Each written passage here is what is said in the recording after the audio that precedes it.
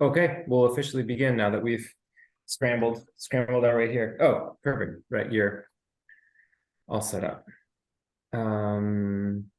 Great. Well, welcome everyone. Thank you for showing up, especially if it's been a hectic day for you. And as a full disclosure, I'm coming to this meeting having run from the last meeting and not knowing what parts of Route 2 were closed. And so I'm a little bit frantic, but I'm settling in nicely thanks to Melissa's help in getting the technology set up. And so appreciations all around for patience on a slightly stressful day. Melissa will be taking notes, and Ian has noted who's present, both committee members and the public. So welcome members of the public, Sam, member of the public, and Wright, member of the public and applicant to the ACFC. I'm wondering if someone would be willing to be the timekeeper for today. And we have a... I can do that. You can do that? Okay, thank you, Ian. We have a somewhat packed agenda, so it'll be good for us to stay on time if we can. Let's start by, oh, we have another member of the public joining as well. Let's start by reviewing any the minutes from November and wondering if anyone has any additions, edits, deletions, modifications to November's minutes. I will wait the requisite 7 seconds. I hear no. Okay, motion to approve November's ACFC minutes. I approve. Yes. Second. Yes. Aye. Great. All in favor, say aye. Aye. Aye. Sorry. Okay. Aye. Great.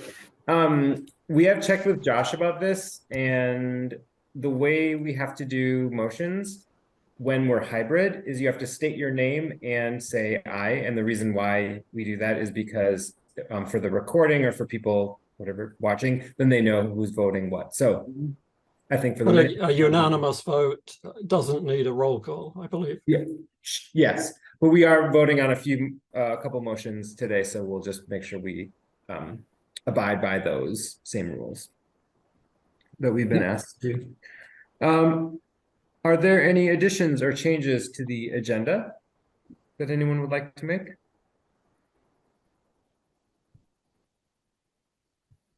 Great.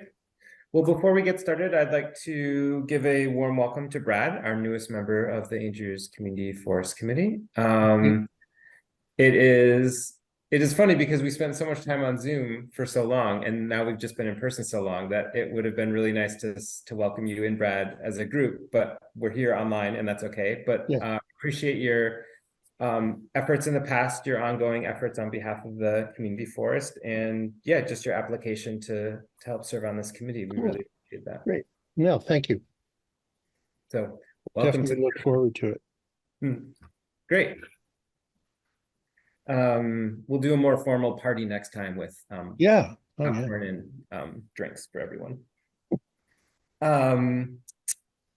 Let's see here. So one of the things we wanted to start out with was just any updates from either of the two corresponding committees, the Richmond Trails Committee or the Richmond Conservation Commission. These can be pretty short, and we didn't do them last time, but it's nice to just do like a quick update of what those committees are working on. Chase, I'm wondering if you could just give us like a couple minutes, if there's anything that the RTC is working on that you think could be helpful for this committee to know about. We haven't met since our last meeting, so I don't have any new news. Okay. No news is good news. The RTC is working on a number of things. They have voted on Wright Preston's application to the member at large position at the ACFC. We've also been working on a couple projects that are, one is installing salamander signs, amphibian crossing signs in Richmond, just like they have in Huntington. And that will happen, but we've sort of gotten bogged down a little bit in the logistics of how you do that with a road crew and do it by the books because it's in the roadway. But we have the signs, they're lovely, it'll all get done. But just a good reminder that all things city related take some time. And yeah, other than that, we've got some projects that we're working on, and there's good momentum behind potentially doing some invasive work and putting together like an invasive toolkit and information for the public that I think would be really, really great. So I'm excited to see some effort going into doing conservation projects, and then the reserve, voting on the reserve fund will come up in town meeting day. So doing some work with that and how we kind of navigate that, because as you all know, the reserve fund comes from a tax, property tax, and with the increase in property taxes in Richmond with the reappraisal, there'll be a change in that, a lot of money coming to the Conservation Commission. So trying to figure out how we best navigate that on behalf of the town. Ian, did you have a question?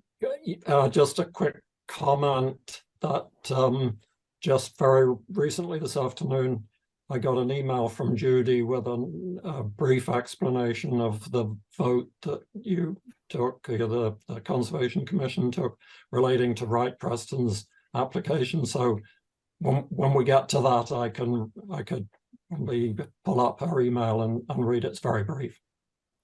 Great, thank you. Yeah, does anyone else have any other comments before we move on to our agenda item number B? Just that the select board is discussing that tonight at about 8:30, the conservation fund.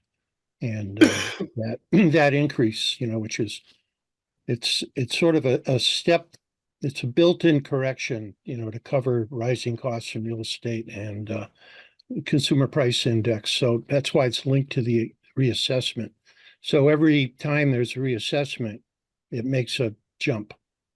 And between assessments, it's pretty much a straight line. It creeps up as the grand list increases, but the grand list really doesn't increase that rapidly until you hit a reassessment. And this time it went up, I don't know, 60%. So there's more money coming in, but it's been lagging property values and cost of living since 2008, I believe. Anyway, so they're talking about that in a couple hours. Yep. Okay. Thanks, Brad. Yeah, so let's begin with agenda item B, which is Wright Preston's application to join the Andrews Community Forest Committee, including recommendations from the RCC and the RTC. And we can start with just reviewing the the motions and any comments from the RTC or RCC. So Ian, if you want to read what Judy has provided, that'd be great.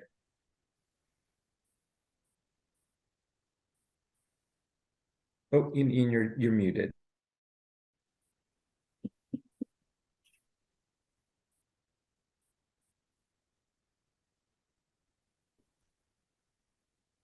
You're good now. Okay.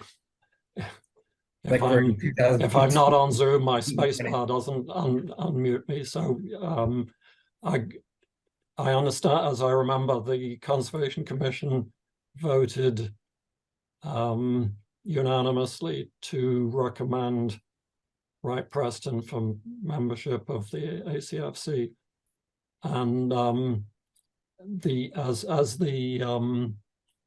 as their recommended with their recommendation and their committee, the Conservation Commission recommendation would be for Wright Preston for that position. Anyway, what Judy wrote to me this afternoon is actually one sentence, 2 sentences. Oh, wait a minute. There's an attachment. I'm sorry, there's an attachment. So it's more than 2 sentences. It's just coming up. Okay, sorry, this has been a busy afternoon. Okay, I will read. Well, unfortunately, we can't share can we share my screen? I think Maybe you'd have you to just quickly read it. That might be the easiest. Okay, I'll read about 5 paragraphs. The committee discussed Wright's application and qualifications. All committee members were in favor of Wright's candidacy to this position. Wright said he was on the original town Forest Steering Committee, and he was loyal, a great colleague. His land adjoins the ACFC, so he is an important stakeholder. He is an excellent person to work with. Judy Rozovsky said, Wright is quite knowledgeable about the ACF property, having walked most of it and maintained much of the open areas. He was a calming presence on the transitional committee, and when that entity was dissolved in favor of the ACFC, Wright was invited to serve on the ACFC. This is testament to his ability to bridge divisions and find mutually agreeable solutions to volatile problems. I believe his presence on the ACFC would be of invaluable help to that committee. Bob Lowe spoke and said, Wright knows the forest and comes with forest ecology knowledge. He has concrete ideas about moving forward with the issues out there. He knows forest management and seeks widespread forest use. He has administrative experience from the select board and understands town governance. And he knows the context of the controversies around the forest and trail building there. Jeanette Malone said, it is hard to get new people up to speed on this committee, so she is relieved to have someone with experience with the Andrews Community Forest and our committee apply for the open seat. Dan, oh, this would be Daniel, I guess. In addition to trails, what? Dan addressed a question to Wright. Daniel, I assume. In addition to trails that you are interested in on behalf of the town that fits with the ACF master plan that Wright would pursue in addition to trails. Is that making sense? In addition to trails. I just asked, what are you interested in? Yeah, I asked him what he was interested in apart from trails and pursuing. Yes, thanks. Yes, okay. Yeah, I see that now. It's not clearly worded. Okay, Wright Preston, I guess, responded. Does the forestry administration on his land? This doesn't read very well. He's dismayed by the industrial construction the power company installed and would like to work with the power company towards softening the impact of any future such work.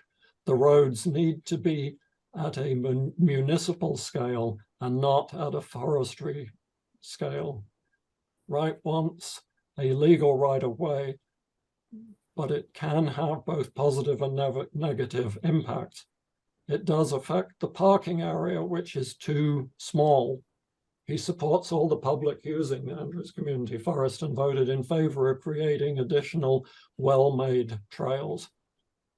One of his suggestions to the community is to work with Maple Wind Farm to shift from the washing out, I guess the washed out Old Farm Road, to the utility power line road. Brad spoke saying, Wright's best qualification, I guess as member of the public, Wright's best qualification is family land and town governance and knowledge of outside stakeholders and how they work. He was chair of the select board at one time. The Andrews Community Forest Committee is a fairly young group, or was, and Wright will bring some good guidance and experience to the committee. Kit Emery said she seconds Brad's comments and supports Wright as a good addition to any group. Oh, Ian, I was present, I guess, so speaking as member of the public.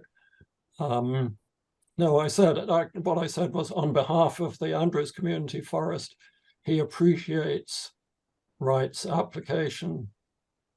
A little unclear whether I was speaking individually or as a co-chair of the committee.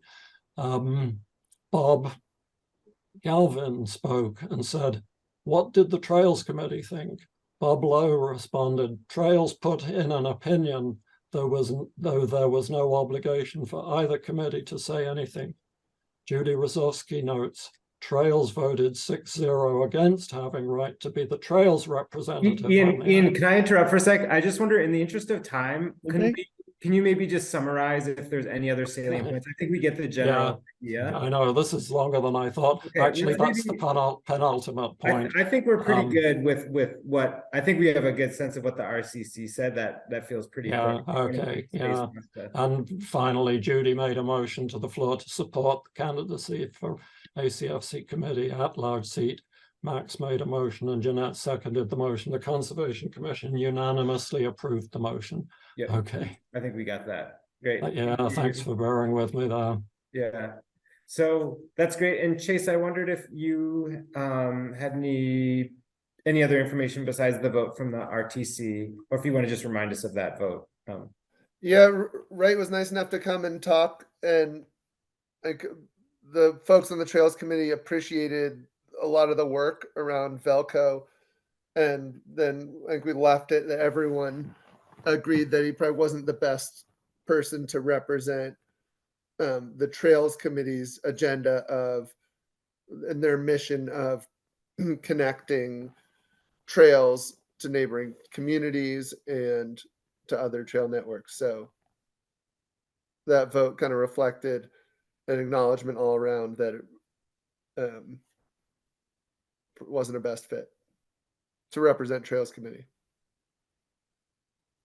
And can you remind us of the vote for the what the vote was for the recommendation? Yeah, it was none in favor and 6 against. Okay. I thought wasn't it 3 and 3? For, Yeah. I thought I read there were 2 votes, one for representing. Yeah, vote so there were 2 representing votes. trail. There was the vote on whether the committee was interested in forwarding Brad as a Trails Committee, or I'm sorry, Right. forwarding Wright as a Trails Committee representative, and that vote was 0, 4, and 6 against. Yeah. And then there was a second vote on whether folks would support Wright as an at-large, and that one was kind of a strange conversation because I think people felt like he does a lot of good and saw the value, but it's hard to make a vote in a Trails Committee meeting that's separate from the trail, like something that would support trails. If you get what I mean, I think most people felt on a personal level that they would represent him for a Trails or for a Andrews spot. But if they're making a vote at a Trails meeting, it's an odd thing to say, no, someone wouldn't be a good fit for the Trails nomination. But according to the Trails Committee, they would be good for a general nomination. So I think there was a little bit of confusion over that. So that vote ended up 3-3. Yeah. Well, I appreciated that you guys worked through that. And I think giving 2 votes gives a clearer picture. Yeah. I mean, I even feel that as a voter in this context is that like I feel obligated to vote as representing Trails rather than as a, or at least I see that I am the person here that does have their voice in the front of my mind, in addition to like being here to work first with you all. Mm-hmm. Yeah, I think it's sort of, we're depending on Trails and Conservation Commission to forward to us the people they want to represent their seat. But in addition, our committee probably has to, pick from among folks who would be good for the ad hoc, the regular seats. They're not ad hoc, at large. So, yeah. So it was nice that they did 2 votes. I think it's just helpful for us as we figure out the at-large position, because it sounds like there's as of yet, there's not one that fills the Trails seat, right? Yeah. Mm-hmm. So I'd like to open it up to members of the committee. Wright was nice enough to join us. So if anyone has questions, now would be the time. And then maybe what we can do is give the committee members a chance to ask any questions first, and then open it up to the public. Also, Wright, if you have anything you'd like to say, maybe now would be the time if you have a statement or anything you'd like to add. And if not, we can just ask questions. I have a Happy question. to speak. Exactly which seat this is? Is this the open seat now? The at-large. So that is the only seat that Wright is being considered. Yes. It's the at-large seat. Mhm. Okay. I think I may have been confused about that and misspoke about which seat it is. It definitely the at-large, not associated with either committee. Sorry, go ahead, Wright. So if it's the pleasure of the committee, I'm very pleased to serve, and it's a treasure of a piece of property that we as residents of Richmond and outside of Richmond get the benefit of enjoying at various levels and various times of the year. And if I can help be a steward and an advocate for, and getting the public to use it in responsible ways, I'd enjoy doing that on behalf of the committee.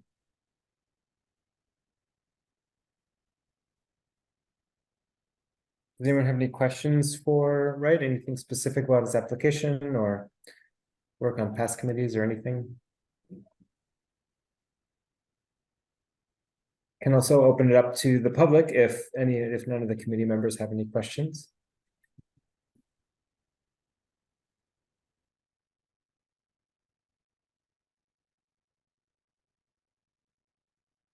Wow, no questions. I could make a comment if Yeah. not a question. Just having served with Wright on the committee early on as we were coming up with the interim plan and then the plan that we've been revising now. I just really appreciated that he brought not only a knowledge of the land and perspective as being a nearby landowner, but he knew and knows town business well, how to get things through committees, what processes we should be following. It's just he already has that in his head. It's obviously something that, you know, we've been learning. So I think it'd be great to have him back on the committee for that reason, if not anything else. Be a great help for us. Ian, you have a question or comment?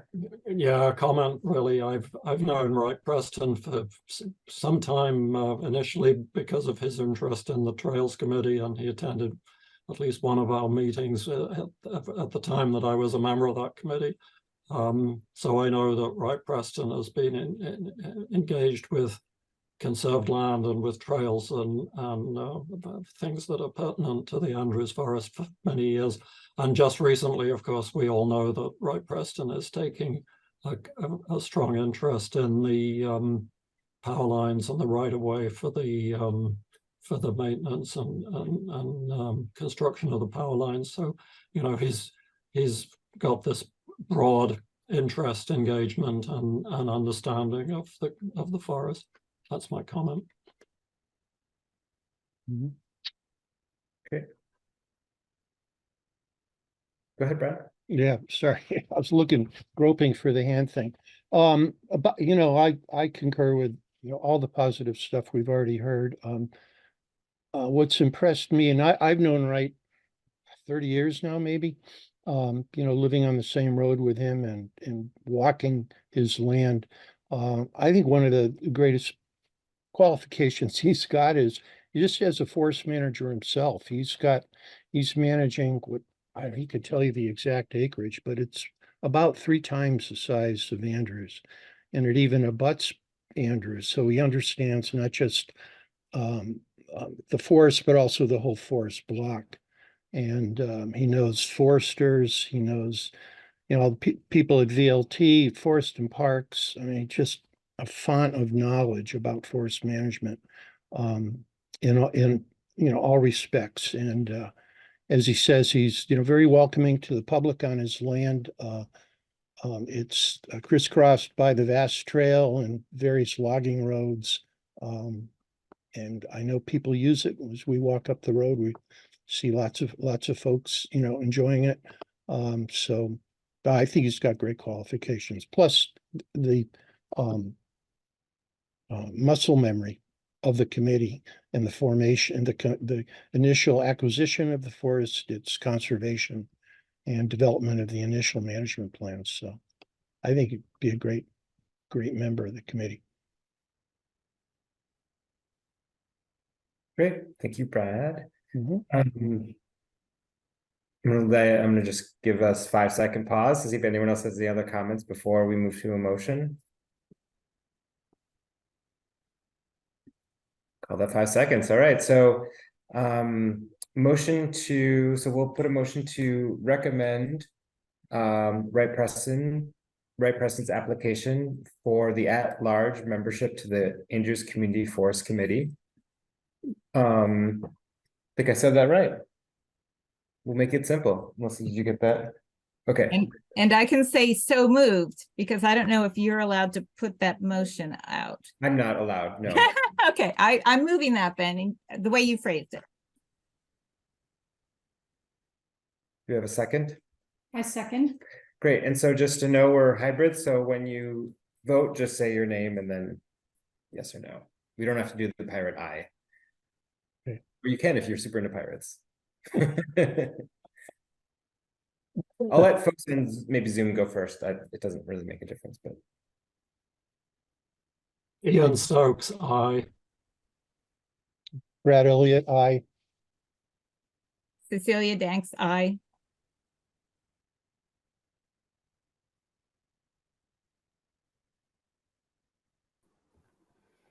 Chase Rosenberg, aye. Daniel Schmidt, yes. Melissa Oliver, yes. Great. So that motion passes. The ACFC will recommend Wright Preston as the at-large member to the committee. Thank you all for that discussion, and thank you, Wright, for coming. Just 1 second, Ian.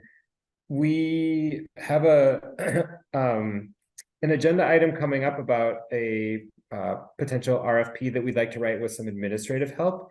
And so we've asked Wright if he would be able or willing to join us for that discussion, not as a committee member because the select board approves that, but as a member of the public, but knowing that if he does become approved, that it would be really great to have him here for that discussion and sort of his input on that. So Can I ask a quick question?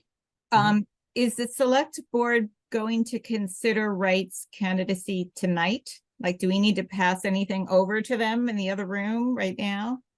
I don't think it's been warned enough, Cecilia. Okay, so it's not on their agenda? No. You can look on their agenda if you'd like to know. Yeah, I don't think it is. I could. My comment was just, we'll put it in like a paper Just a- airplane, like throw it over there. Back on the- Yeah. Yes. So Ian, sorry. could I just note that someone then should write to the select board to inform them of this vote and request that they put it on their agenda as at the earliest opportunity. So I can do that, or Daniel can do that. Would that be the way forward? Yeah, Ian, if you could do that, actually, if you could do that now as I frame the discussion, that would be great. It's probably a quick 2-sentence email. So when we're ahead of schedule, which is fantastic, this is the first time in the history of the ACFC that we've ever been ahead of schedule. So I just want to frame this conversation, and so we know where we're coming from in terms of this RFP that we've been talking about wanting to do. And we got a little sidetracked on this from the initial conversation because obviously we had applications to consider and other work has come up, such as the engineering site plan that kind of derailed us a little bit, and we've wanted to get back on track on this. So one of the things that we have heard from the select board is that an encouragement for us to ask for support, administrative support, where we think that that might be helpful. And so our task for this discussion item is to collect information from you all about what you think could be helpful administrative support that would help us move to the next step of whether that's revising the management plan or organizing our information housed within either the management plan or our information in general that we have that's accessible to the public and to ourselves. there's a whole lot of sort of administrative burden that we all sort of carry on our own. And with the last committee, you know, last year when we were doing a lot of the revisions of the management plan, it was a lot of sort of administrative work. And so we are in some ways a kind of unique committee in that there is this kind of large body of administrative work to do. And if we would like to have someone help us, whether it's a consultant or, you know, a UVM student, we can be creative about how we do that. But we want to use this meeting to figure out what kind of support we would want, what that would look like. And then we're going to take that information in and kind of write it into an RFP and then bring that RFP back to the committee for review. So this is not the last time that the committee will get to weigh in on this. This is just the first time where we're kind of collecting ideas about what we want.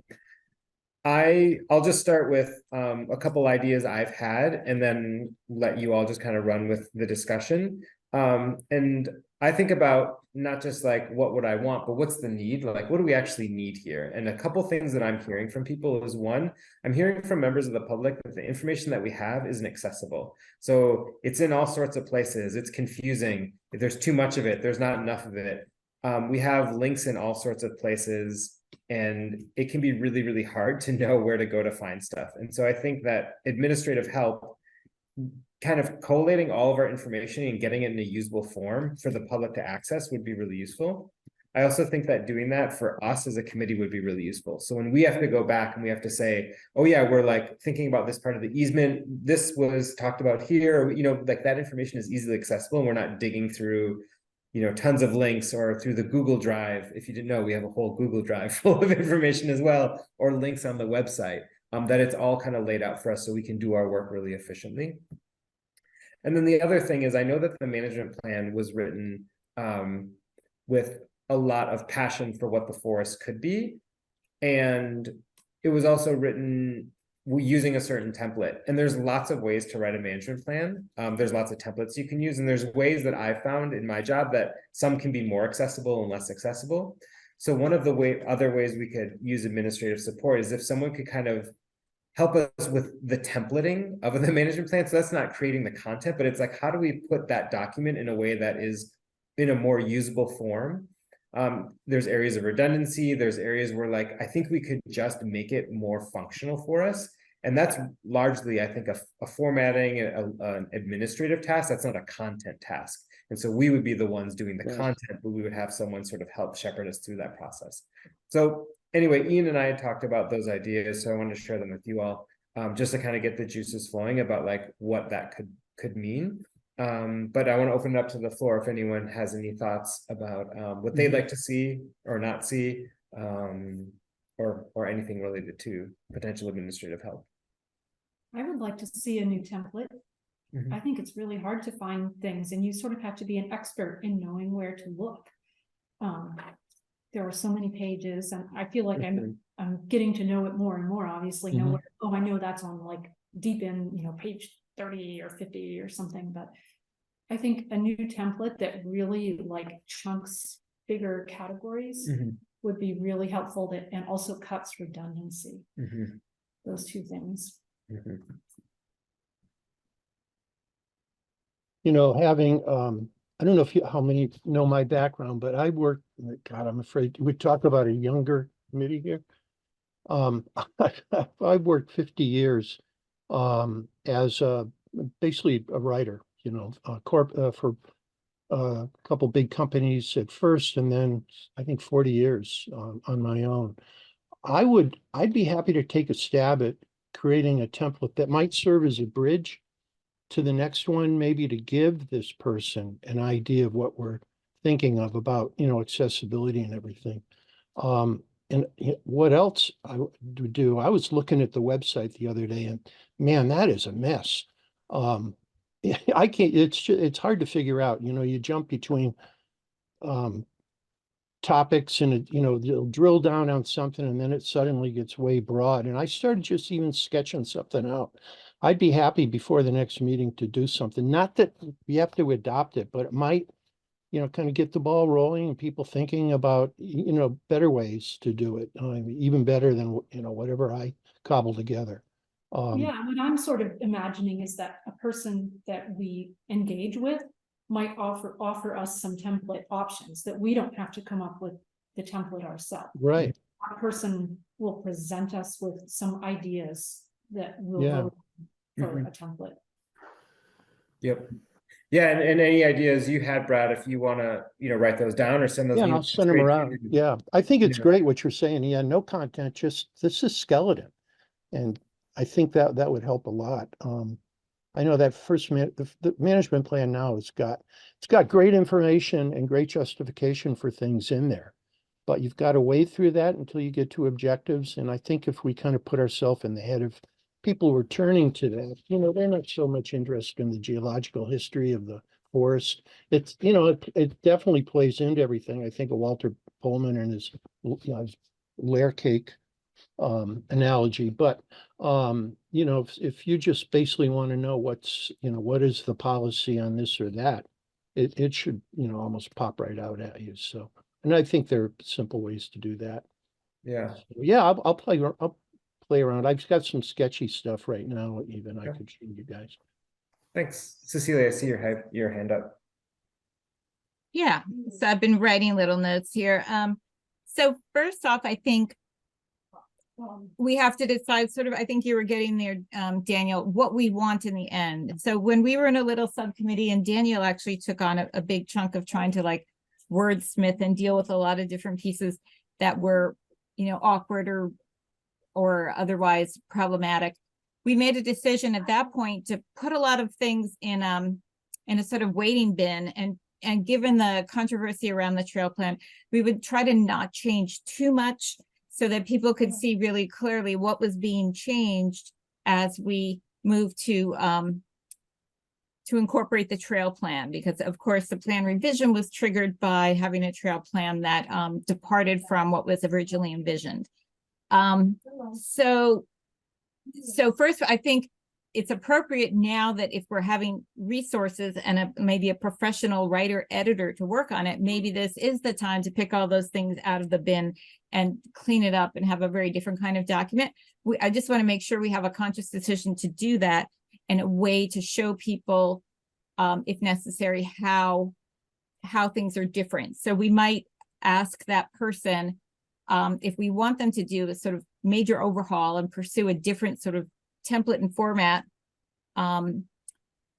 maybe have them also give a little short guide to what's different, how they're different between the two proposals. And we do that a lot. Say when you write an academic paper and you're supposed to do revisions, then you accompany those revisions with a short letter saying, oh, this is how we address those needs. This is what's different between my first draft and this draft. So if that could be added to their to-do list. Second, people talk about how big the plan is, and Melissa just said 50 pages. Well, the plan itself is only like 36 or something pages. And Hannah sort of attached all those other reports just so they wouldn't get lost. So we end up with this 300-word or 300-page document. So it'd be really great if that person could unattach most of those standalone reports and just reference them. But as you said, when they organize the space and our information, have them all in one place. This is the references, the studies, the mapping, the student projects that we're building upon, but have them as standalone pieces. That said, for the Indigenous acknowledgement and rights, we worked pretty carefully with 2 different tribes to come up with wording and content that I thought I was asking to put all in one appendix that will be a real appendix, not some other report that we've taped onto this, but a real appendix to this document, all in one place so we can see how all those pieces are integrated. At the same time, I tried to integrate what it would mean to have Indigenous rights at different parts of the document when we started to make changes.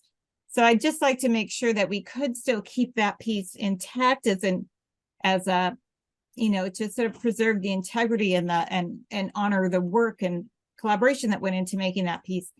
And then think about how that's implemented throughout the management plan. I'd be happy to help with that piece.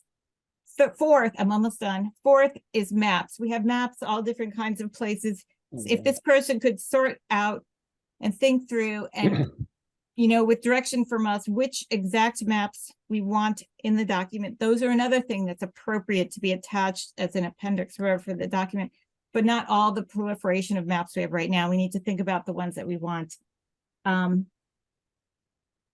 I think that's about, and referring to, whether Brad does a template or another person, I would, even if Brad does do the template, and I definitely respect your years of writing in this, I think it'd be interesting to see what, it sounds like there are people that do land management plans pretty Oh, frequently. yeah, It'd be nice to have both and sort of Yep. look at them together as we Definitely. move forward.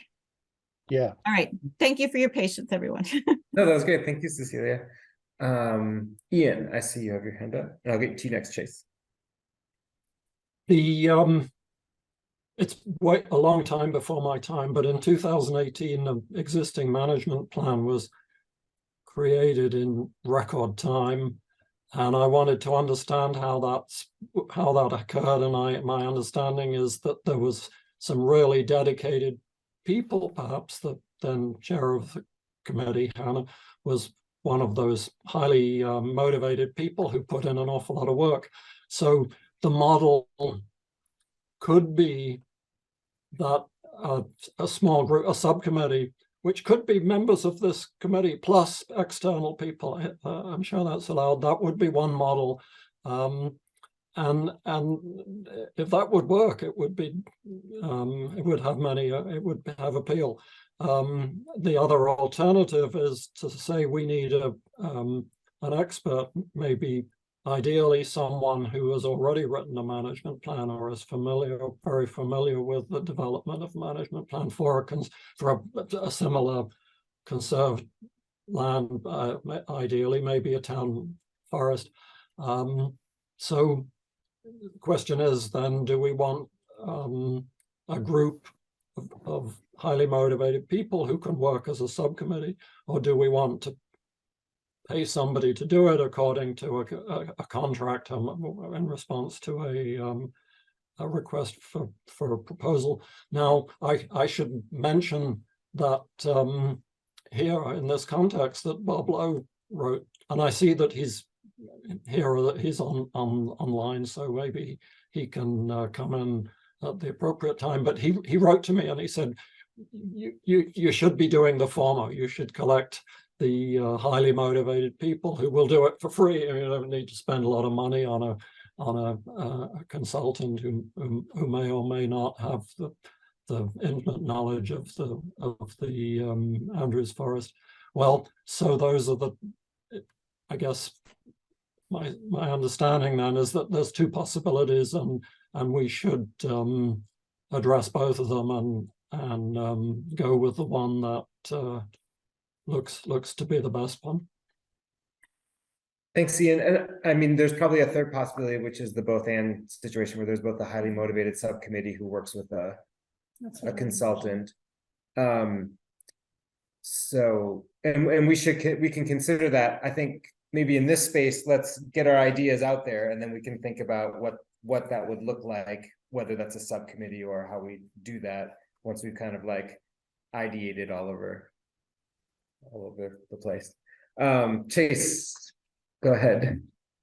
Hey, two thoughts. One, coming from recent experience, I think the conversation around like what the training and ramp up of any given contractor should be a conversation that we have. Like, if they need a ton of hand holding to get to the point where they can do useful work for us, maybe it's option 3 of what you were just saying, Daniel, because right, someone that's done a lot of really analogous work might be able to plug and play and create something effective fairly quickly, or it might be with a committee that meets as infrequently as this, a real log jam if they need a lot of background training to be able to understand where we're going. And the other one is kind of a question, like, Cecilia, hearing you talk about the different buckets that we'd like to update, how does that jive with this effort to get a plan to the select board that would allow some better user access in the next year or so. Like if we go back and start redoing all of the different parts of the management plan, is it further delaying better public access by another year while this gets edited again? Because and I'm asking, I'm not I'm not sure, but it seems like we're working towards something that we can hand to the select board that would then let whatever the trails plan and trail stewardship plan is become something that we can act on. And so going back and starting a whole nother round of edits, does that push the process of select board approval of our plan down the road? Question. That's a good question, I think. Yeah. I mean, I don't know the answer, but maybe it would free us up to work on some of these other things like the zoning stuff. I don't know. Well, I don't think we can work on the zoning without actually knowing what we want to have built, so we need the plan for that. But that was sort of my question, Chase, my very opening one is we need to be clear on what we want to have done and what we want that person to do with it, what we really want to ask to do. Do we want a major overhaul or a minor, adjustment sort of? But I would say to achieve that, and I think we definitely can do it within a year, if we have a staff, it would be like having staff for the committee, which is a wonderful thing. You have the full committee giving some guidance, but then if I think we should do both, like in a working subcommittee, a working writing subcommittee of energetic volunteers.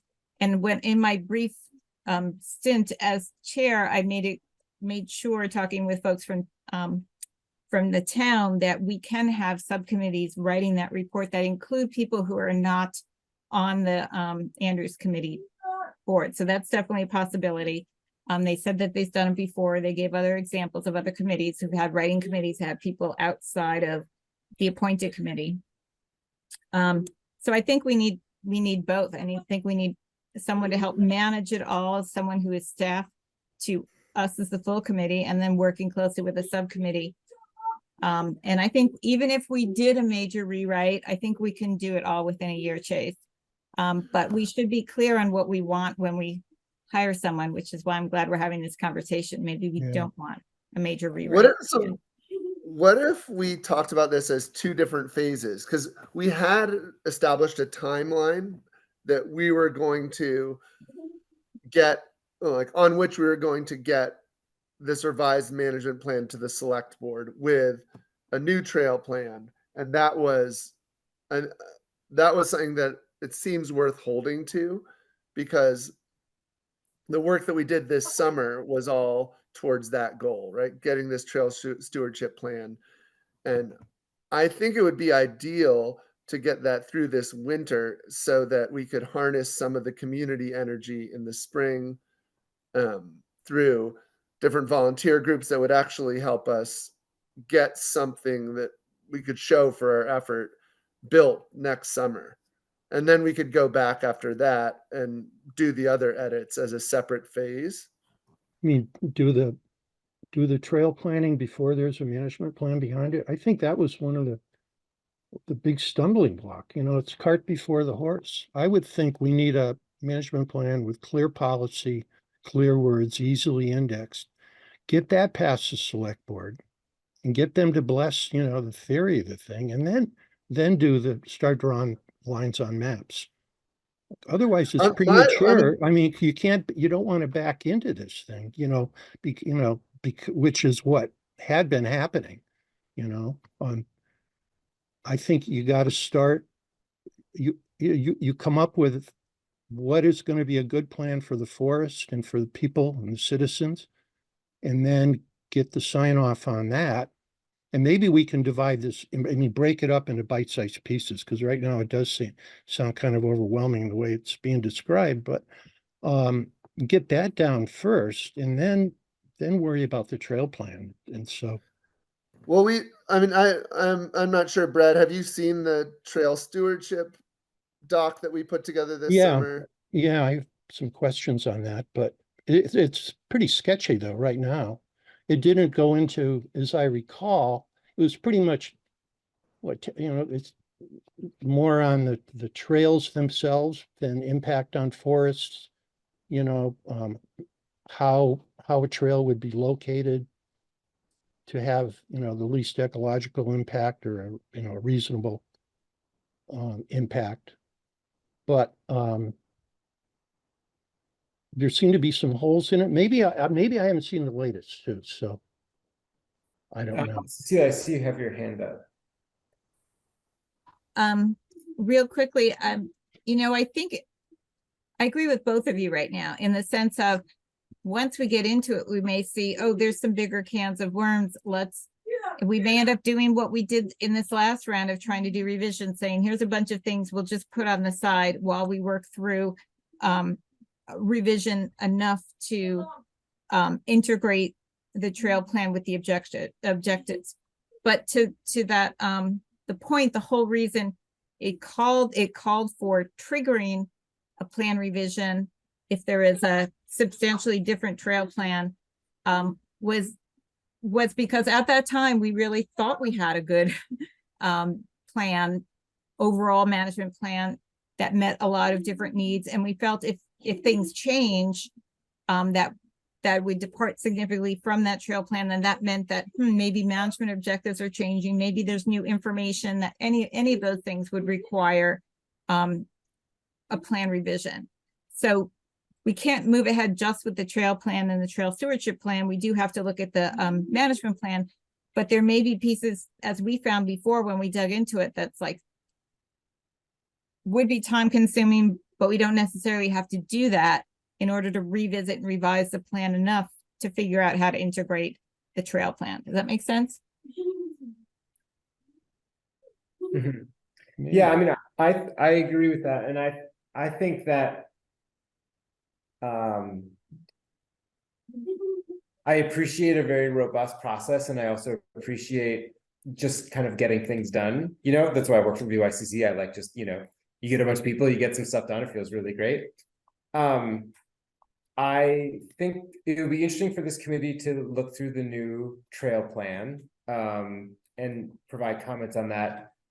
My thinking has been that the trail plan is one component of the overall management plan, and one of the missing pieces is that people see that as like a defining factor of everything that we're doing. And what I'm really hoping is that if we can organize our information and if we can present a management plan that shows like this is the vision for the forest, not just a vision for a trail, this is the vision for managing the forest, then people can see any trail plan within the context of a holistic management plan more clearly than what we can kind of see now, because that information is hard to access and it's hard to see that kind of complete picture of how we're trying to balance a bunch of needs and wants of the community within one forest. So I agree. Yeah, I agree with Chase and Brad in that, like, I would like to move things forward. And I think that maybe a good way to do that is by getting some administrative help so that we can really like put together a comprehensive plan that's easily accessible. And so that members of the public can see that and feel good about that, or they can not feel good about it, but at least they have all the information there and they're not feeling like, I don't know what I even don't know. So.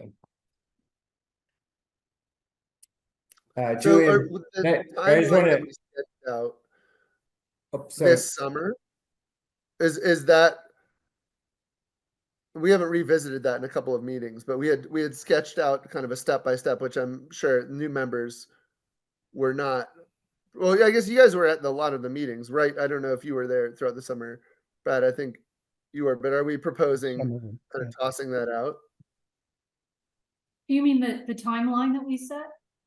Yeah, that we had outlined kind of steps when we were going to shoot to get this revised plan, and as the result of our committee work this summer to the select board. Well, I think we would still want to honor that and look at that as a lot of good work about timing. I think that the zoning and the engineering requirements will change that timeline regardless. We also know that like Act 250 will be potentially in play. Like there's going to be some administrative work that I don't know if we accounted for in that, but I do think it would be a good chase to like go back to that. I think you're right, like, and look at that and see if we could, and if it's realistic to like, Or if it's still a relevant guiding structure. Yeah. But I think it's an important document. I just want to acknowledge Julian who joined us. Hey, Julian. Hey, everybody. You're on the beach. Yeah, you look amazingly chilled out right now. Oh man, Richmond's a great place to be. What can I say?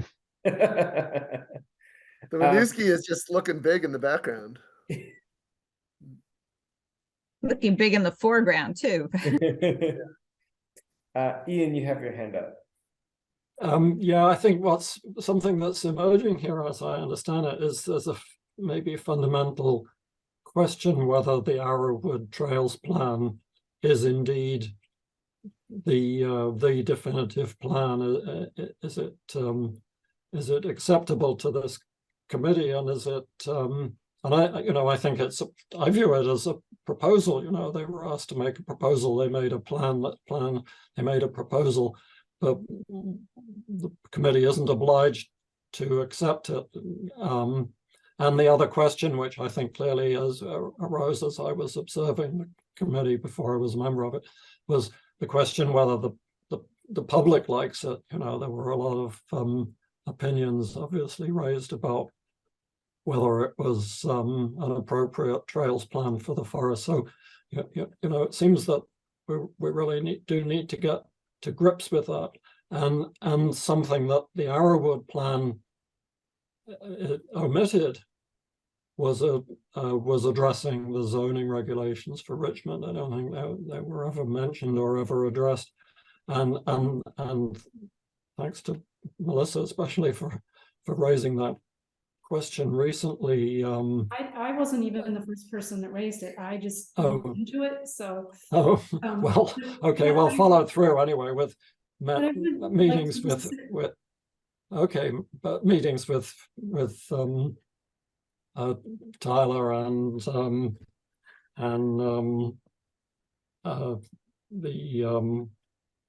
Heath. Tyler Matchett, right?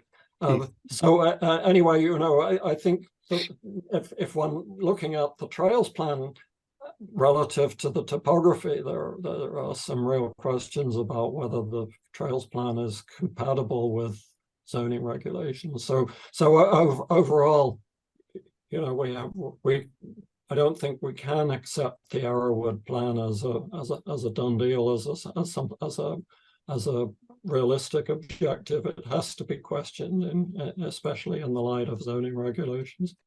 So Ian, you were actually one of the people who raised the question about the town plan and zoning, and I think that you were following up on a question from the public, and we looked into that in our subcommittee this summer. I didn't just pull it out of thin air that I wanted to go through zoning, so just wanted to make sure that people don't think extra fun. That was my original idea. We were just following a question and asked the question. And I think I just would like to say on that is part of this process and the timing is that when we bring a revised management plan before the select board, probably one of the first questions that they will ask, and Ian alluded to this in his conversation with Bard Hill, is they will say, have you gone through the zoning and DRB process?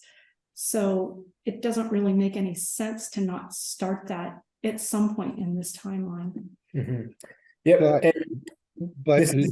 Or go ahead, I'm sorry. Oh, sorry, Brett, I'll get you in a second, Brett. And I think this is a great example of maybe what we're all thinking about is like Arrowwood and Sinuosity had put forth a plan, but the committee had significantly modified that plan in its latest iteration. And so I think this is where I think that some administrative help could be really helpful, because all of us aren't even on the same page in terms of what that as simple as like what that trail plan has in it.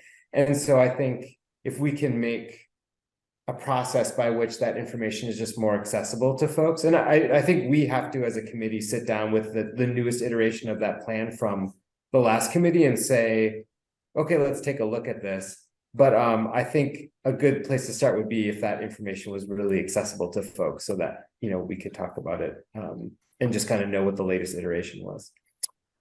Brad, do you have your hand up? Yeah, just help me out on that. You said some major revisions. I don't think I've seen that. All I've seen is the one where they knocked off that one trail. But that was a long time ago now. So if there's a new one, maybe that's what you meant, Chase, when you asked me. I thought you were talking about the document, about monitoring and stuff, but Yeah, it's a good point, Daniel. Like, I don't know who's seen what of what we've created. And I Right. know you've been in the meetings, but Brad, we had subcommittees throughout the summer that were working on different things. And Good. yeah, to Melissa, to your point, like a great use of a consulting support could be having them manage that whole and drive that whole process of going through the site planning and figuring out the zoning. Like, there's got to be people that are good at that. Yeah. That might be the most important thing that's been said this Yes, evening. that right there. would be amazing. Oh my God. but it will cost money. And so I would say before you maybe send anyone to begin that process, hire engineers and stuff, you're pretty certain that those trails are going to fly once, with the public and with the select board. And again, Well- as I was saying before, that there's good management plan policy that supports those. Hey, Brad, Yeah. so you really don't want to make sure it's all good, tamped down with everyone, the public, us, we're all like, yes, this is the plan 100%. Because then we could go to DRB and they could say, oh no, say on this trail right here, that's not going to fly. It's over I'm just using an example. Right. It's over 20%. So we've just spent 5 months hammering out, does everybody agree on this trail? We take it to the DRB and they say, oh no, you can't have that there. So that does not make sense to do it in that order. Or forgive me for interrupting, Melissa, but they may say you need $20,000 to hire an engineer before we can render a judgment about whether or not we agree with this, which is maybe the worst case scenario here. Right. Well, there was some good history with select board meetings with Caitlin and Jesse and the select board before they ended their tenure, where they really sought select board feedback before going ahead with this latest round of efforts. And so I think the idea was that this latest revision was something that really incorporated select board feedback to have them on board and incorporate what they felt like was missing. Yeah, 100%. Yeah, we made some trails pedestrian only. We removed some other trails. So I want us to I don't want to steer us too deeply down into this hole because I don't want to get us off track. But I do think what we should do is, Ian, maybe can you note that for our next agenda, can we have a review of the most up-to-date management or trail plan? Not to say we're going to pass anything, but just so we're all on the same page as a committee now, especially with new members, of just saying, hey, this was the work that the last committee did. Let's at least review it so we can be kind of speaking the same language. Yeah, that should be next step. Brad, do you still have your hand up, or do you have a comment, or do you just? Oh, I'm sorry. That's okay. I would like to make a comment at some point. Go ahead, Bob. I've shared with Ian some of my misgivings and what I think should be done. You have two different needs. You have an administrative need to manage how things get done, but you have a content issue that needs to be approached as well. The model Ian spoke to was one that involved the natural resources part of the town plan, where Virginia Clark from the Planning Commission got together with 3 other people, Brad Elliott, myself, and Kathleen Gent, and we managed the content part of that document. I think you should really consider that possibility. The need for content is, I think, got to be one of the drivers. You have the knowledge base, especially if you extend to a slightly bigger group. You have the talent to write. It's a question of management. That's a different issue. If you do go ahead, I strongly urge that you put into your job description a preference for someone who has knowledge about the forest and these issues specifically.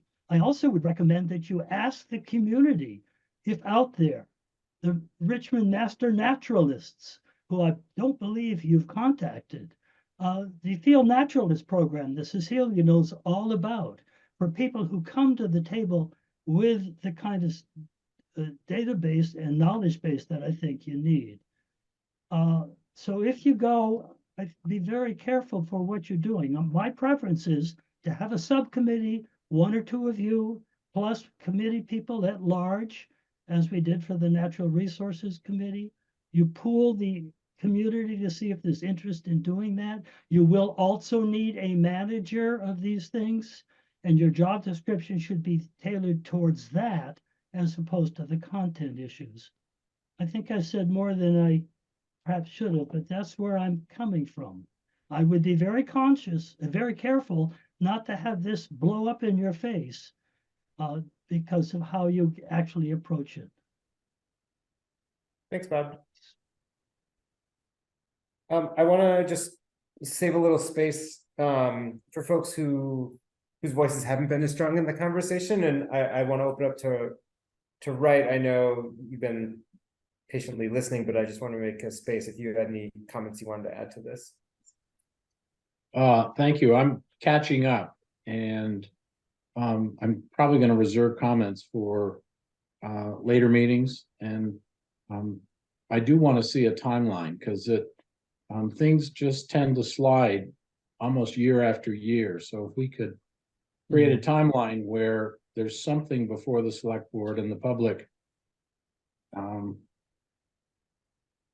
whether it's 9 months or 10 months at some point, so that these decisions are made and we can march forward with a plan that is acceptable to as many people as possible. Thanks, Wright. Ian, could Yep. you take a note for the agenda, add to the agenda item for next time? Let's review the newest trail plan, and let's review the timeline, the previous timeline that we had set out. We can add those as agenda items. Those would be really great to review together, I think. Already done. It's on the notes that I'm making for myself. Thank you, Ian. And I, as timekeeper, maybe as I have the floor, as timekeeper, we've got about 10 minutes according to the professional agenda. And so, yeah, we've just heard from public. We can hear from others public maybe within that time. Yeah. Or if Julian, do you have anything you wanted to add to that? Any comments or anything? Oh man, so much to say, but no, I think for now we're good. I do think that maybe it would be good to review the latest trail proposal that you mentioned with the latest additions. And I mean, I'm not sure we ever, after that one session in August, got to have a good in-depth look at the products of the 2 subcommittees. And if we're bringing people on board, we should review those, because the subcommittee products are really in response to select board input, and especially the meeting back at Campbell's way back when. You know, that it's like, I just want to make sure that we are tracking the changes that have been made in response to feedback that has been received. I really hear Bob on what he said about making sure we're doing it right, but I think part of it is also communicating what's actually being done and making sure that there's been so many changes in the committee that the committee knows, but then also that we're putting the message out about the changes and tracking the changes that have been made over time, so people understand that we are being as responsive as possible to the feedback that we've been getting. Thanks, Julian. Yeah, that's a great idea. Yeah, there's a lot of great work that went into those documents, so we should not let that slide.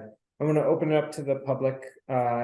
Anyone joining from the public have any comments? Yeah, I've got a comment. Go ahead, Sam. A couple actually. All right, so let me turn on my camera. Okay, cool.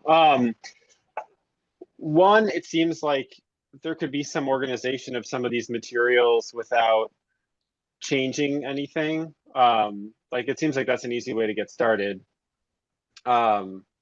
Just it seems like there's some general confusion over some of the presentation of the material online, and that doesn't necessarily, I feel like, involve getting as in depth as rewriting things. So that might be a nice way to get started. And then my other comment is that I'm not sure what the process is for subcommittee interest, but I'd be happy to assist as a relatively uneducated member of the public who enjoys the property but hasn't read the whole plan. Maybe I can help provide some outside insight into the presentation of the materials and how we might be able to organize them for public consumption. Great, thanks, Sam. We'll have you take the master plan test and see if you pass, and if you Oh, good. Excellent. Start studying now. Yeah. Okay, I can't wait. I'll dig in. No, I appreciate that. Great. Well, let's move on to our next item. This item is about just a review of quorum rules. Ian and I have received some feedback on behalf of individuals about ACFC not abiding by quorum rules. I think that most of us, but especially Ian and I, are particularly careful about that, and I'm not 100% sure where the criticism is coming from or what it's rooted in, but I would like to just do my due diligence in reminding folks how quorum rules work, as it seems like that's the best way to address this. Ian, did you have a comment? Well, just as a starting point, the quorum is a majority of committee membership, whether that membership is whether there are vacancies or not. So the quorum is based on 9 members of the committee, and so a quorum is 5 present at a meeting in order to conduct business. And then the other thing that we need to be clear about is what can happen in a sub-quorum conversation or discussion. And frankly, I find that a little unclear in my mind. If I read the guidance that comes from Montpelier and from the guidance for cities and towns, I think it would seem that 2 or 3 people who happen to meet in the grocery store or somewhere and talk about issues relating to the forest, that's sub quorum, and that discussion is allowed, and if it produces something useful, then it can be reported at one of our meetings and become part of the record. So in that sense, I don't think we should be scared away from having subcommittees, formal or informal, work between meetings. Otherwise these delays that I think are frustrating all of us are likely to be exacerbated. If we can't do anything between monthly meetings, then we're going at a really glacial rate. So we really need to have really a clear understanding in the rules. Well, it's very, very clear. So yes, four people can talk at the grocery store. So 4 of you are talking, but if I walk up and join the conversation, then it must be discontinued because that makes 5. Mm-hmm. Okay. But I think we've been getting guidance about our ward meetings. If they don't have a quorum, then all we can talk about is future meeting dates and agendas. But I think my understanding, and I think what you just said, Melissa, argues that actually if this meeting or any other meeting didn't have a quorum, we would actually be able to legally to discuss things as long as we don't come to decisions. So we can talk about them, but we can't make decisions. Right. Yes, yeah, that's correct. And I think we've all functioned that way in committees of working on subcommittees that don't have a quorum, that you can do the work that you have to do to move projects forward. I think that the comments we got were more about how to deal with information, especially through email. And that, just as a reminder, we can share information as a group, right? So we can say, hey, everyone, there's flooding on Route 2. We're thinking about canceling the meeting. Just make sure to like check your email later because we're not sure what's going to happen, right? Totally fine. What's not fine is if then Brad replies all to everyone and is like, hey, speaking of the meeting, I thought it was really inappropriate that someone made this comment. Like that type of discussion around a topic can't happen over email with a reply all with the group. If you're working in a subcommittee and you are working on a project together, you can do that via email, but you can't have everyone replying all and discussing items. And I think like that was the main criticism, is that somehow there was the thought that we used sort of a reply all to discuss meetings. There was no specific instance shared with us about what that looked like. And I think Ian and I have done a pretty good job so far as co-chairs to make sure that we don't overstep those bounds. So I don't think we necessarily need to discuss. I think we all are aware of the rules, but I just wanted to reiterate in a public meeting that we know the rules and that we will abide by those open meeting laws. Brad, did you have a question or comment?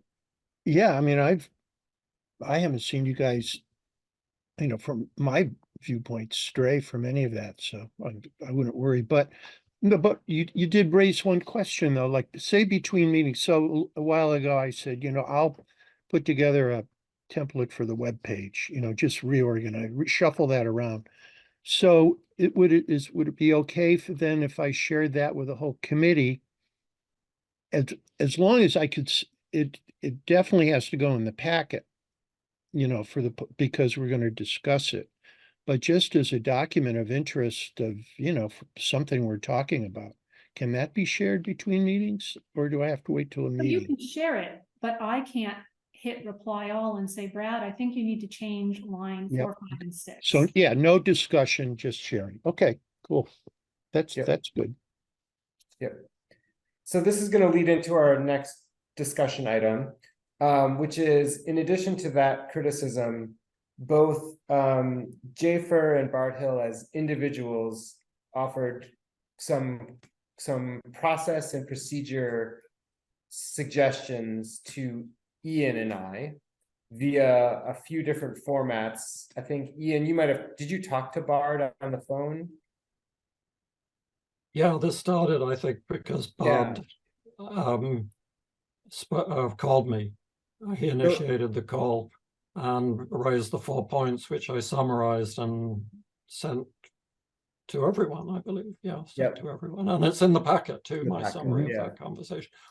So Ian had sent that information to me, and I think maybe Jay was CC'd on that email, to which then Jay he replied all to everyone with more discussion about how we shouldn't have discussions, and including other sort of lists of criticisms of procedures and processes. So there's a couple things to think about. One, this was never discussed in a select board meeting, so I don't take this to be these suggestions of the select board. These are suggestions of members of the public, even though they are 2 select board members. But this, not being discussed in a select board means that it's not coming from the select board directly. And that for me feels a little bit challenging in terms of a mode of communication between the select board and this committee. So I do think that when the select board has something they want to communicate with us, that it is appropriate for the select board to share that meeting or share that information via the select board. And that actually maybe the preference would be that they invite us to a select board meeting or invite Ian and I or one of us to have that conversation about concerns they might have about the committee. But it's been my understanding that individual committee members reaching out to write emails or have phone calls is probably not the most useful procedure in terms of communication. And I also take seriously their concerns, one of which is has a lot of sort of intent behind it that or that is sort of unearthing some intent about this committee and how we are choosing to either abide by or not abide by zoning laws and things like that. It seems as though I think I would like to ask this committee how you all think we should respond. And there's a couple of ways we could do that. Ian and I haven't responded to Jay's email that you probably all have read. One of the ways we could do that is we could just ask the select board to save some time for Ian and I to come to the next meeting. And if they have some concerns about how this committee functions, like, we'd be happy to hear that and take that into consideration. But that probably a face-to-face sort of conversation is better than kind of back and forth via email. But yeah, so we got this information and wanted to check with you all as the committee members about how you all think we should proceed with this. I did not see There that. is another thing, Daniel, that you and I talked about as a maybe intermediate step, is to check in with Josh Arneson, and who's I guess our expert, and go through those 4 items and make sure that we have a full understanding. And maybe I could add that I think it's in my notes that when Bud called and had these 4 concerns, I was really trying to say, well, my experience is that these are not problems. Maybe they were in the past, but Bud didn't. He didn't want to name names or give specifics. But my understanding was that I couldn't really understand why Bud was raising these 4 issues based on what I believe is currently the situation.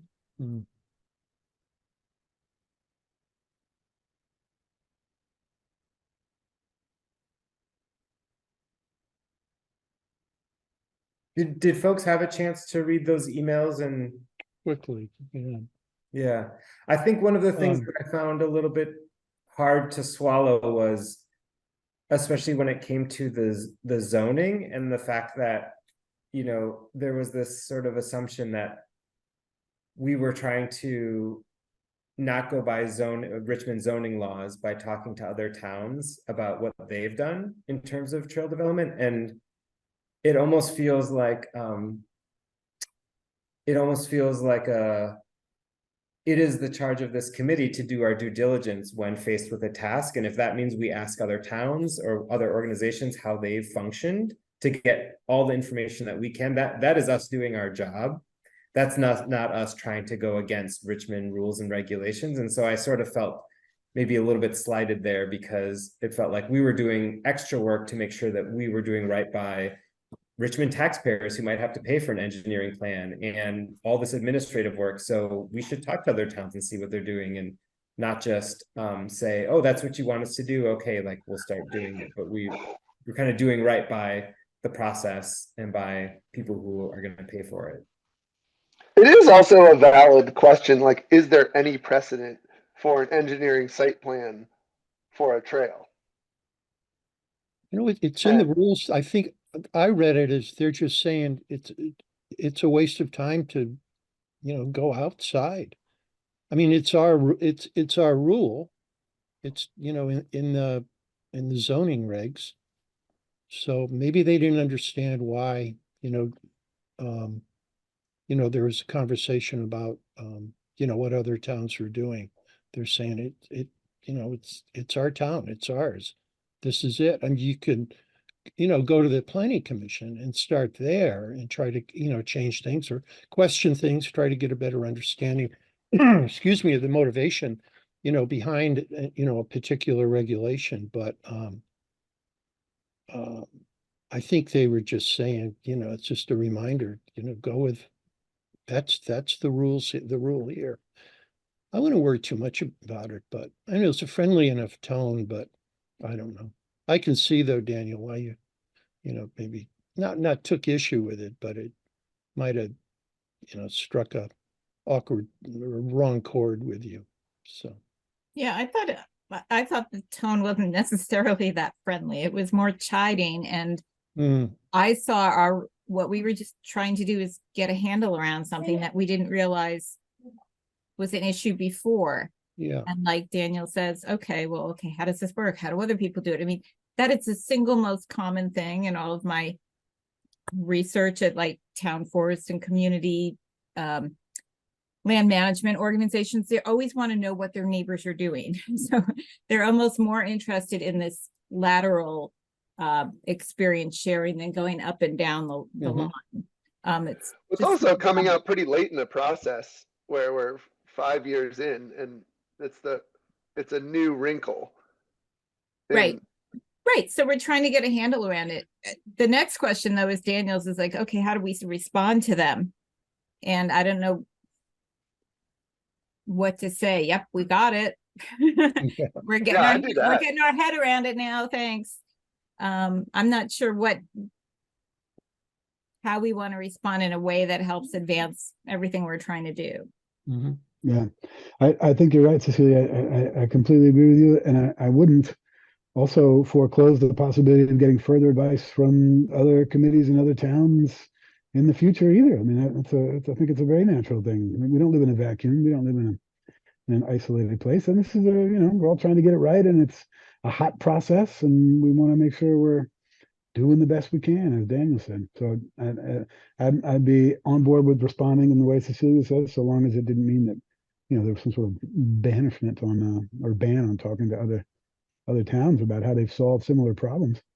We're not the first, and we won't be the last. And if somebody came to us with advice about how we did it when we solved it, I'd be very happy to share it with them.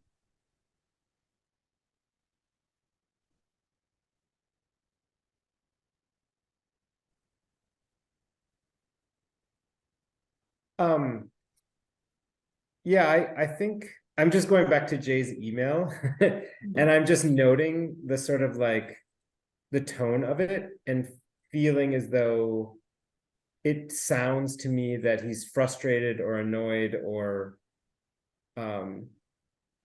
frustrated or annoyed with us enough that it warrants a conversation. That I think that our best way forward is for the select board to recognize, or for us to engender trust in the select board that we are working for the best we can and are doing right on behalf of Richmond citizens, because I don't want another email like this where it's clear that the select board doesn't have trust in us. And so I would like to leave that meeting with them saying, them thinking, I really appreciate that you all came and talked to us about this, and we see more clearly what the committee is doing, what they're committed to doing, and how they're moving forward. And for them in the future to offer support as opposed to accusation. And so that's kind of what I'd like the end goal to be. And so I would ask you all, I think my preference would be to request a meeting at the select board, an agenda item, and we would discuss this, but I don't want to do that without the consent of the committee. It's sort of a clear the air session. Yeah.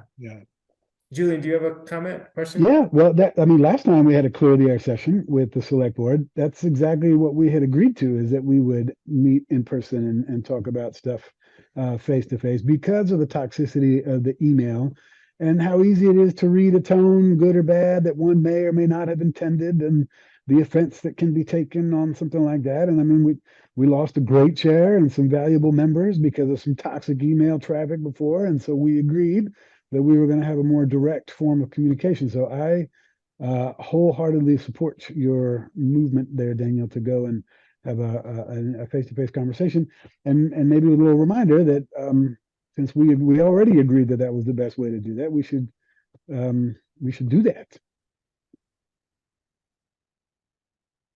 I think Yeah, that if I would think a simple acknowledgement of receipt, like a polite acknowledgement of receipt in the meantime, and then just say, we'll check in, um, or do check in the future and just say, hey, we know some stuff came up in the past and we've discussed it and want to make sure that nothing else is on the in the air that we don't know about, like check in a few months. So I really trust your intuition and reading of this, Daniel. So are you, and it sounds like you don't want to talk to him as you talking to, you want to be representing what the committee thinks. So are you looking for a vote, or are you looking more for consensus that, yes, you have our best interest at heart. I see what you're saying.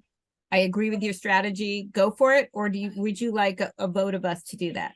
I don't want to vote. I don't need a vote. I Okay. just want, if people have reservations about that, I would like to provide this space for them to say that. No, I think you made a great call. I would support that entirely, your approach. And even if you shift from what you just told us, I still trust your judgment. Okay. Well, thanks all. I'll do that. I'll keep you all up to speed, but I won't reply all to emails and discuss it. Let's see here. Oh, and wouldn't it be great if we ended a little early and we could all go home and eat dinner? That is all the agenda items. I want to open up for any other comments from the committee or from the public before we sign off. Yeah, go ahead, Ian. Well, we do need to agree on the next meeting date, but I think that's clear. But before we do that, I just wanted to mention that today it was a little bit chaotic trying to ensure that we would have a quorum and that we would be able to deal with the flooding. But everything finally came together really well. I appreciate how everybody was flexible, and in particular, I want to mention Wright, Preston. I called him and said, well, you know, things are a little bit messy today. We hope we'll be able to deal with this question of committee membership. And he said, well, I will zoom in, and actually has made a huge sacrifice because it's his birthday. So big thanks to Wright Preston. Oh my God. And yeah, and now it's time to entertain a motion for adjournment and let Wright go and celebrate his birthday. Happy birthday, right? Yeah, Thank happy you. birthday. Let's watch you blow out the candles. But there is some discussion, it's our difference, it sounds like, about the next date. So maybe you were right, we should settle that. But happy birthday, Wright. Thank you for joining. Thank you. Yeah. Is that a happy birthday sign in the background? That's what that is. No, Oh no, it's Merry Christmas. No, He was born 1 week before Jesus. that's a good point. Yeah. Yeah. You have to jump on Jesus. And right, actually, you can go because you don't need to be here for signing off. I mean, That's as a member of the public, you. But all he'll right. be on, Thank he'll you. be on the committee next time. Yeah. Maybe we'll see. Thanks, Wright. Appreciate you being here. Thank you. Take care. Okay. Are we the 29th or the 22nd? I think maybe the 22nd. Is that Is it right? the third No, one or that's the fourth one? fourth Monday. Well, the website says 22nd. So if we need to change that, we should do Okay, that. okay. Okay. Is that right? We're doing the 22nd. Is that the right? Is that the fourth or? That's the 4th Monday. Oh.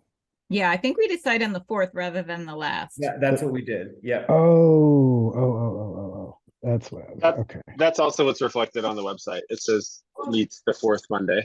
Perfect. Thanks for that confirmation, Sam. Yep. Right. Great. In my mind, the fourth one was always the last one, but of course that's not true. I see. That's why I always suggested we use the Mayan calendar, but no one ever listens to me. The Mayan calendar is a great. Great, and Oh, that is- once we do adjourn, remember to stop the recording. yes, I will do that. Yeah, I'll get that figured out. Do we have a motion to adjourn? I move that we adjourn. Second. All in favor? All right, Okay, those are Thank my you all. guests. great, guys. Thanks, Hope everybody. you and Melissa don't have to swim home. Stay Stay dry. dry. Bye-bye, guys. Guys, Bye. bye. Bye, thanks. Bye-bye.